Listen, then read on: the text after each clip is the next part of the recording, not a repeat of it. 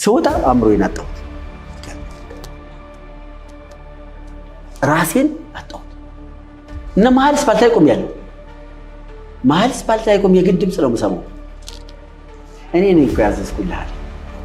የተሰበረ ስፓይናል ኮርድ አይቀጠልም ማለት የለም በዓለም ላይ ሳይንሱ የለም እስካሁን። ብቸኛው ስፓይናል ኮርዱ ተሰብሮ የተጠገነ ብቸኛ በዓለም ላይ ሰው ቢኖር እኔ ነኝ ብዬ ሌላ ሰው ካለ መጥቶ መናገር ይችላል። ደምህን ወደ ፓስተር መላክ ፈቃደኛ ነው። ሳኩኝ አስታውሳለሁ። መግሉ በዚህ ይፈሳል፣ ደም አለው። ይሄ ወስፋት ካፌ ወጥቶ ያውቃል። ሁለት ትልልቅ ወስፋት። ይሄ እውነት ነው። የት አለ እዚህ የነበረው ልጅ ያለ ከዛ እኔ ነኝ። ከዛ ተሳሳቁና እሱ ነው አሉ። ከዛ ከሰዓት እንድትወጣል ቁጥሩን አዩትና ምንድነው ብታወራው ምንድነው ምናምን ሲሉት እሱ ነው ያለኝ አላቸው።